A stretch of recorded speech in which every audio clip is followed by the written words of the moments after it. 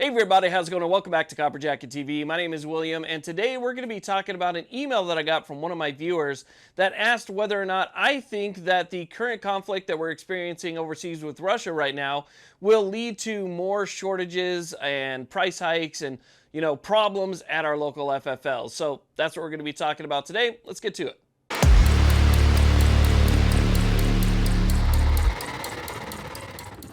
Now, before we get started, I want to give a big shout out to one of this channel sponsors, which is the USCCA. The USCCA is a membership card you need to have in your wallet. As a member of the USCCA, you get self-defense liability insurance, you get training, online education, and a lot of other resources worth checking out. Plus, if you ever find the need to defend yourself, the USCCA will make sure that you have representation there to defend you. So instead of wondering who you're going to call, grab that USCCA card, call that number on the back, and they'll take it from there. The link is down below. Now, the first thing I want to say is I'm not a real panic buy type of guy, so I had to look at this through a different lens, through the lens of maybe other people that are out there and they are panic buyers.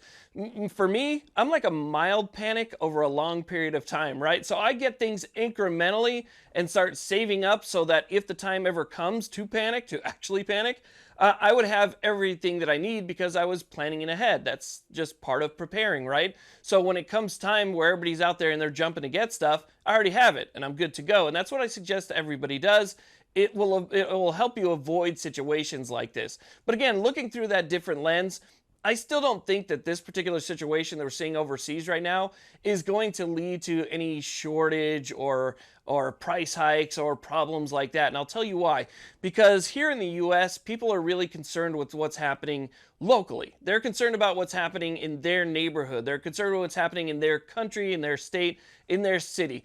That's what most Americans, the general public, is looking at. What's it like when I go to work? What's it like when I go on vacation? What's it like for me where I live? And they look at that.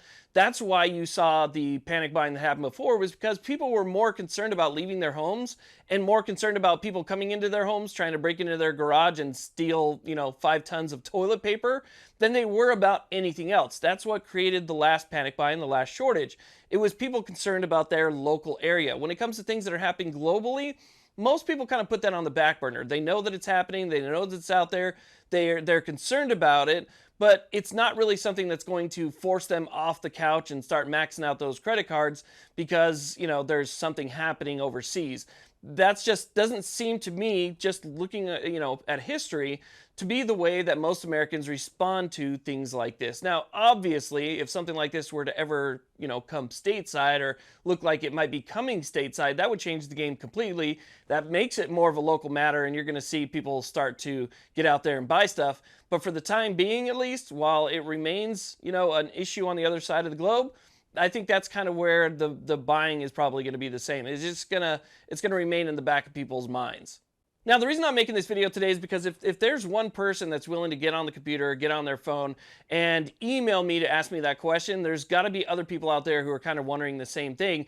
And I know that based off of, things that have happened in 2019, 2020, and 2021, there's going to be a lot of people who are new to this out there. And they're going to wonder, should I just go out and should I get everything that I need now? There's going to be a lot of those people that just don't know that they weren't around for the stuff that happened prior to this in 2008 and even before that. Right? So they don't have anything to work off of. And you're wondering, do I go out there and do I just start? If I don't have anything, should I start big and then kind of work small? And the answer to that is no.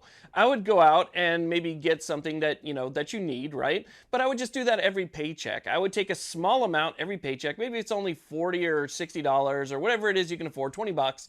And I would do it that way because I don't see any potential for anything major happening anytime soon.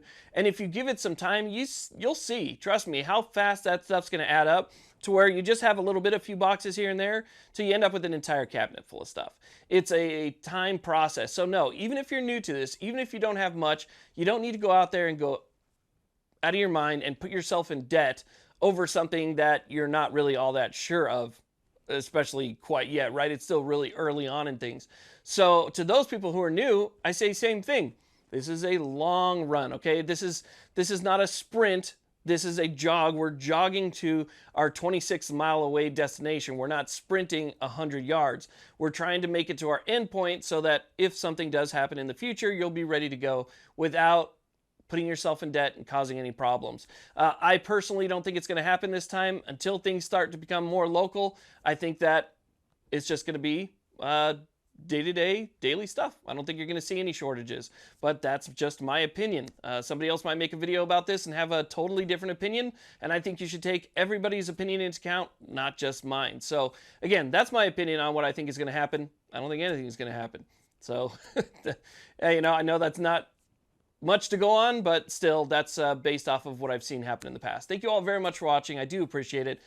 Please hit that like button, that subscribe button, and that little bell notification. That would help me out greatly. You guys have a great day.